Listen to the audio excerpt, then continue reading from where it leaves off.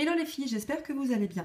Donc chose promise, chose due, je vous avais parlé d'un tuto lors de mes précédentes vidéos haul, donc voilà, je vais me mettre à la tâche. Donc voilà, je voulais, je bafouille, vous présenter un tuto donc, pour réaliser un bracelet infini en fait. Donc pour cela, il vous faut un cordon suédine pailleté. Donc là, j'ai pris le bleu nuit, donc je ne sais pas si on voit bien les paillettes, on va essayer de faire le focus. Non, il ne veut pas. Bon, c'est dommage. En tout cas, c'est un très joli bleu avec des paillettes. Je ne sais pas si on arrive à voir un petit peu dans le reflet. Donc voilà, il vous faut un cordon suffisamment grand pour pouvoir faire 3 tours de votre poignet.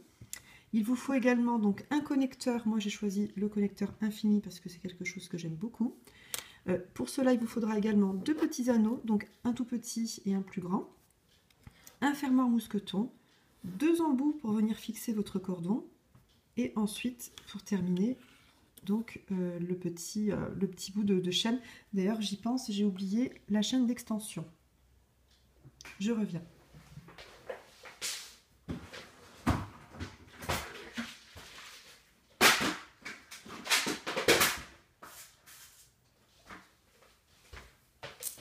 La magie YouTube a opéré, donc j'ai pu aller récupérer ma chaîne d'extension, que voici. Donc ça vous permet en fait d'agrandir votre bracelet pour le mettre à la bonne taille, si toutefois vous avez coupé un peu court. Donc voilà, donc je commence sans plus tarder. Donc je vais introduire en fait le petit connecteur infini dans le fil ou inversement, peu importe. Voilà, vous venez le mettre à peu près à mi-longueur. Bon, enfin après de toute façon vous pourrez toujours régler hein, si vous avez fait ça un peu trop court. Ensuite vous venez prendre donc un petit embout en fait et vous venez donc placer votre cordon dans l'embout. Je ne sais pas si on va voir grand chose. Ouais, il n'a pas l'air de vouloir faire le zoom aujourd'hui. Et ensuite vous venez serrer avec la pince en fait. Voilà, tout simplement, vous venez serrer le petit embout contre votre cordon.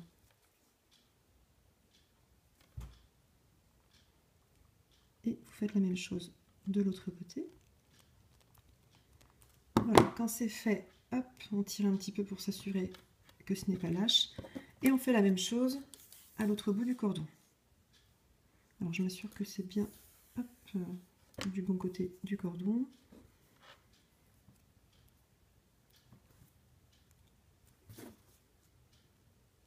On vient serrer une fois, on appuie bien fort, et une deuxième fois.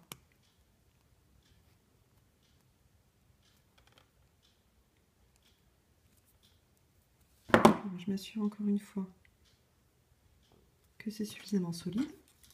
Donc quand cette étape-là est faite, vous venez prendre votre anneau, donc le petit. Hop, vous venez l'ouvrir. En général, je travaille avec 2 pinces, mais bon là, j'avais pas envie de prendre la deuxième. Et vous venez insérer donc votre petit fermoir mousqueton. Donc là, c'est un fermoir mousqueton de 12 mm. Il faut savoir qu'il en existe des plus grands et des plus petits. Voilà. De l'autre côté, vous venez également mettre votre anneau. Cette fois-ci, il faut mettre le plus grand. C'est là que le fermoir viendra en fait s'installer. Voilà. Hop, on va le rouvrir. J'insère en fait la chaîne de prolongement. Voilà, je viens fermer ici mon anneau. Et pour finir, j'ouvre donc ma chaîne de prolongement. Alors, il est où? Il est là. Hop. Et donc en fait, vous avez le choix. Donc vous avez soit une terminaison cœur, une petite fleur ou bien une petite étoile. Donc là, moi, j'avais envie de prendre la petite étoile. Voilà. Vous venez fermer votre chaîne. Et voilà. Donc ça vous donne ceci. Et donc, pour vous montrer un petit peu le projet fini, on va essayer de l'enrouler un petit peu. Hop, ça vous donnera une idée du bracelet fini. Donc voilà, il viendra se présenter comme ceci. Je ne sais pas si on le voit bien. Et donc en fait, hop, il se fermera derrière. Je cafouille un petit peu, je suis désolée, j'ai pas l'habitude de faire des tutos filmés. Donc voilà pour le petit bracelet. Donc pour celles qui veulent éventuellement, je vous invite à faire un petit tour dans ma boutique. Vous les verrez, les photos sont mieux prises de toute façon. Donc vous verrez vraiment le rendu, savoir ce que ça donne. Donc vous voyez, c'est vraiment très simple à réaliser, très rapide de surcroît. Donc il vous suffit juste de trouver le connecteur qu'il vous faut, le cordon adapté, et c'est parti. Voilà, c'est à portée de main pour tout le monde. Et bien voilà, donc mon tuto est terminé. Je vous remercie de m'avoir suivi.